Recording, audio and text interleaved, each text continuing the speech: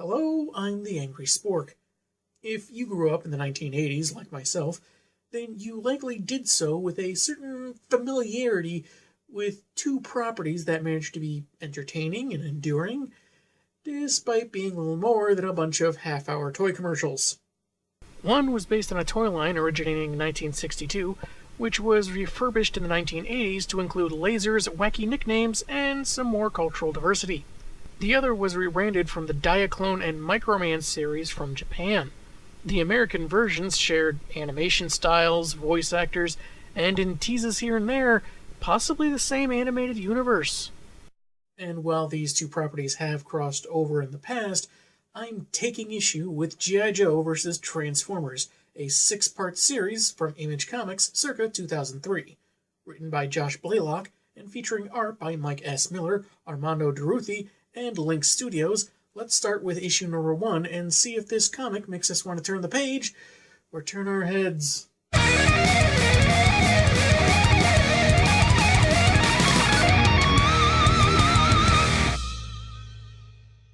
The cover, at least the copy I bought, is a neat little fusion of the Cobra crest and the Decepticon emblem within, having the same metallic purple of the latter.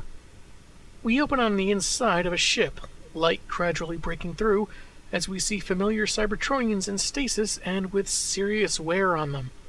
On a 2-page spread, Cobra Commander and a squad of subordinates have made themselves an entrance. Enough time passes to be considered soon, as the Baroness mentions their tip from an arms dealer was on the money. Do you have anything to add based on your conversation with the Scotsman? Only that I couldn't tell if he was cursing at me or telling me to have a nice day. His accent was so heavy and cartoonish. They take notice of the Decepticon emblem, and the commander muses it could be a symbol of allegiance, which strikes me as an absurdly accurate guess. Maybe this version of Cobra's top serpent is smarter than his cartoon counterpart, but it's a pet peeve of mine when someone makes such a tongue-in-cheek statement like that in these kind of stories. Anyway, the emblem is on the chest of none other than Megatron, who says the line he's legally obligated to say ever since the first animated film. He passes out again, and Cobra readies to transport every alien to their base and cover their tracks. Okay, use explosives to cover your tracks. That makes sense. That should work. But how exactly do you intend on transporting what is likely dozens of these multi-story, multi-ton alien robots? You have U-Haul on standby or something? We cut to an undetermined amount of time later, where a Colonel Abernathy is one of several soldiers on their way to a security job at a peace summit in Washington, D.C. He's fairly no-nonsense about it, noting they don't need to know the particulars of the job, and scolding another soldier for snickering, and not just because the bet that Snake Eyes couldn't stay quiet for the trip. And look at that truck nearby. Arbco. Is that anything like Arby's? Anyway, at the summit, Don Knotts' twin brother is questioning recent actions of the administration, not naming names, but since this is 2003... There are protesters around, but nothing more exciting than that, until Abernathy gets a call of aircraft approaching without clearance. Oh, and a giant explosion caused by Cobra vehicles firing and driving into the crowd. And it looks like they were hidden inside Arbco Industry Trucks! Wait a minute. Arbco is just Cobra with the letters jumbled. They would have caught this if the military didn't exclude convicted meddlers. Word jumbles. Makes those long between mystery miles just fly by. Abernathy and his crew do what they can, but are apparently unaccustomed to the use of lasers. That's when the earlier mentioned enemy aircraft arrive, but is quickly tailed by the Air Force. The lead craft is helmed by Cobra Commander, who is warned by Megatron, secured in his holster, but isn't deterred by the possibility of being overwhelmed or words from a talking gun. The crafts are unusually fast and are somehow deflecting their scanners, and one, pursued by a pilot called Ace, does an impossible 90-degree turn upwards before turning into a giant robot. Ace has just enough wits about him to eject as Thundercracker destroys his plane. On the ground, more vehicles are rolling in, one carrying the Baroness, who says not to harm the media for the sake of their commander's impending message, as they close in on the UN. At first I thought this was a goof, as the UN is famously located in New York City. However, I did a little research, and they do indeed have facilities in Washington, D.C. Besides, laser-mounted death machines or not, do you think they'd be able to get through Manhattan traffic? With everything prepared for Phase 2, Double C orders the activation of the Battle Android Troopers, and another 2-page spread reveals Cobra-clad forms of Ratchet, Ironhide, and Optimus Prime. I blame you for this. The commander detaches from and activates his Night Raven android, which transforms into Starscream, amusing Megatron as the most historically treacherous Decepticon became the chosen transport for Cobra's leader. Also, fun nod to the fact that Starscream and the commander have the same voice actor. Some of the enemy aircrafts have been taken out, and reinforcements are on the way, but there are still robots smashing the UN. One of them, I think, is Ironhide. However, Optimus remains still, offering more resistance than the others. Yes, that's right! Starscream fires at a tank carrying Snake Eyes and an unnamed blonde woman. Not sure if she's supposed to be a Joe or what, she's not exactly in uniform. Afterwards, she goes to see if he's alive, and he is, but apparently has looked better. Sometime later, various news outlets are reporting on the attack, which ended after the enemy abruptly left. However, not before leaving their name etched in some rubble. General Flagg is showing this to Abernathy, and introduces Dashiell Fairborn, aka Flint, and Allison Burnett, better known as Lady J. They'll all be working together as they form a task force of the toughest, baddest, bravest, craziest SOBs the United States has to offer. Codename G.I. Joe. Why is it called that? Classified. Okay. How are we going to fund it? Through the government? Ha! Of course not. We get our money the best, fastest way we know how.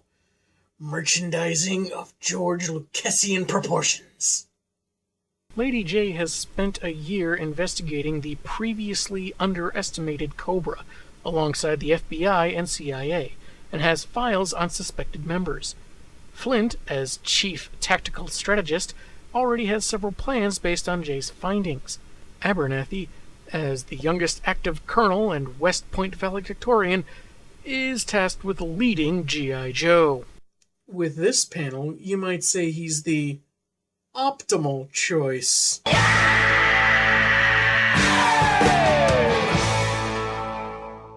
The back cover features Cobra Commander aiming gun mode Megatron in one direction, and the spirit of Megatron scowling in the other direction, possibly upset over hearing Cobra Commander go pew pew pew when no one else is around.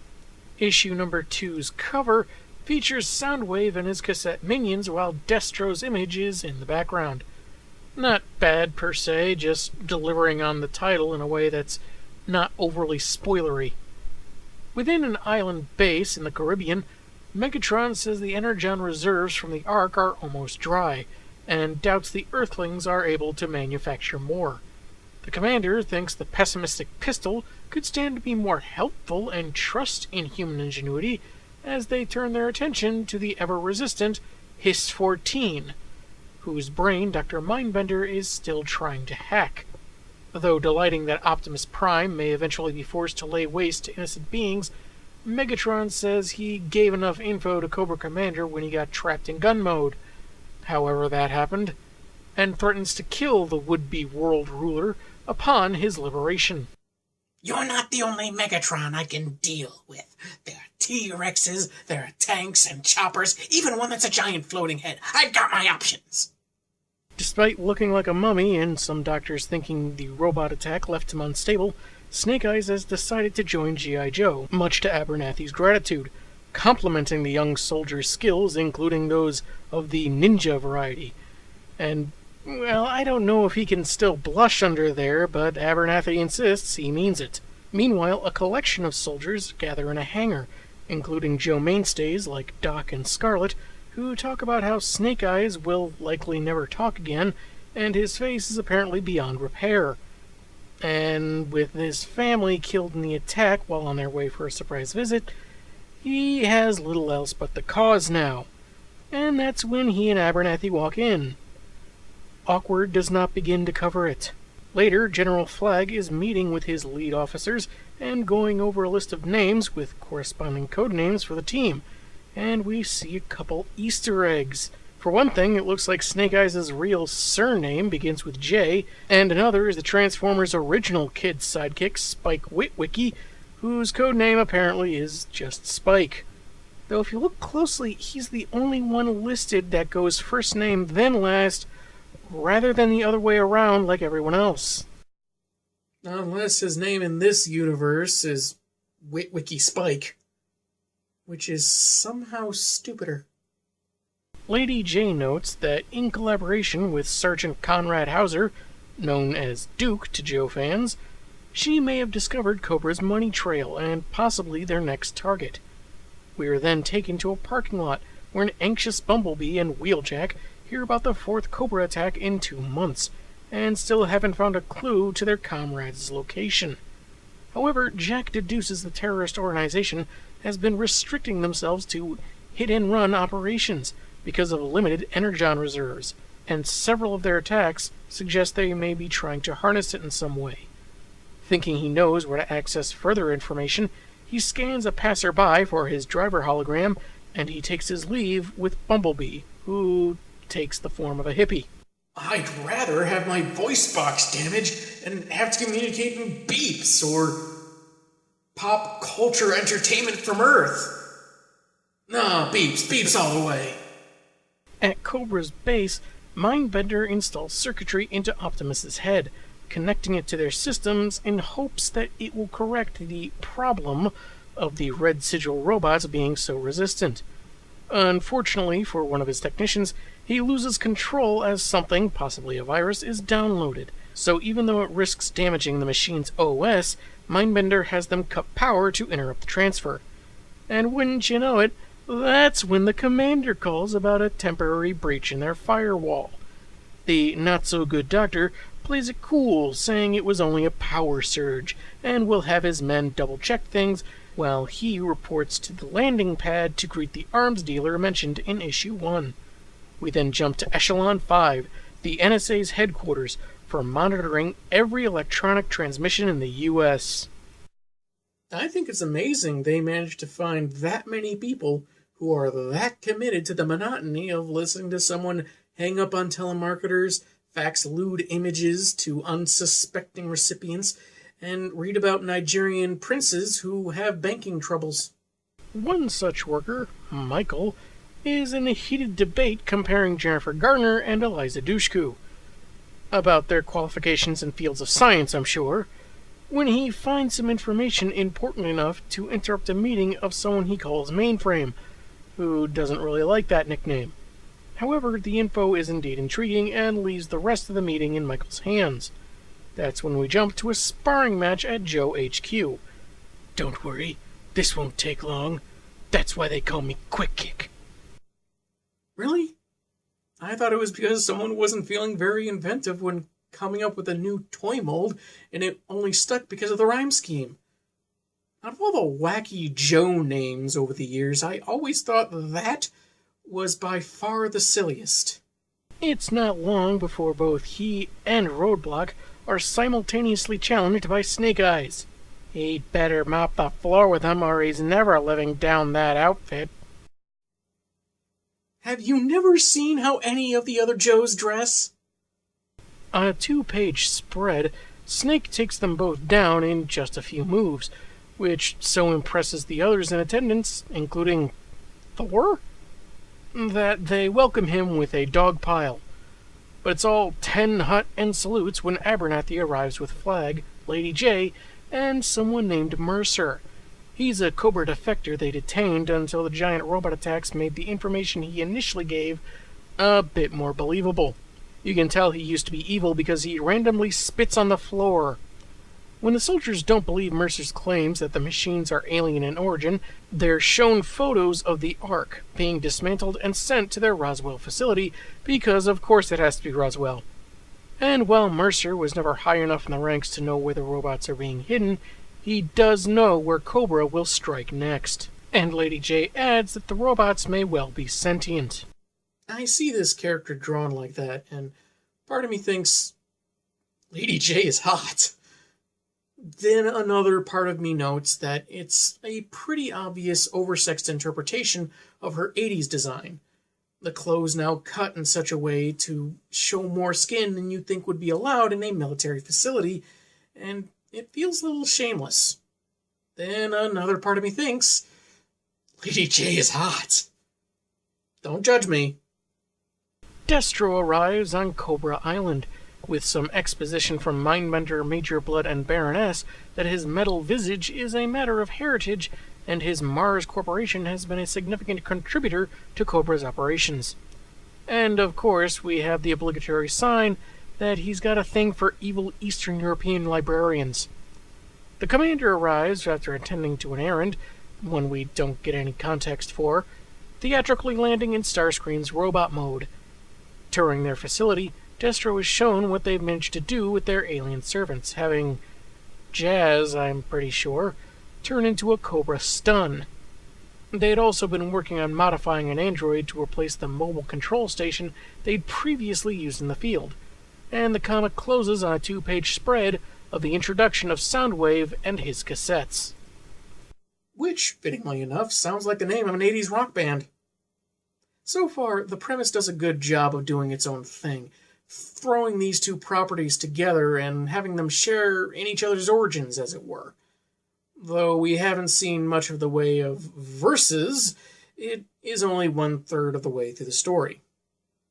Though even in that short amount of time, we should be getting some actual character development, not just archetypes. Snake Eyes lost his family, and the most we've seen him do is shrug and go, "Oh gosh," in a silent way about being complimented for his skills. The art can be pretty indulgent, not just because of Lady J's saucy but questionable attire, but that some of the guys have what look like an unhealthy amount of veins bulging through their skin. And one thing I found very weird, Colonel Abernathy is better known typically as Hawk in the Joe franchise, but he looks exactly like Duke, even to the point where I thought he was supposed to be Duke until Lady J mentioned Conrad Hauser, and it reminded me, oh yeah, that's Duke's real name. They also have a few quirks when it comes to passage of time. We pretty much go straight from Cobra finding the Cybertronians to them being used in battle, with no explanation of how long it took to utilize them in such a fashion. And by the second issue, 2 months have passed, and we've seen the Joes do bupkis. Tune in next week, and maybe we'll get some answers, like how Megs got stuck in gun mode, what did Prime download onto Cobra's systems, and how Soundwave got to keep his name. I'm the Angry Spork, and man, have I got issues.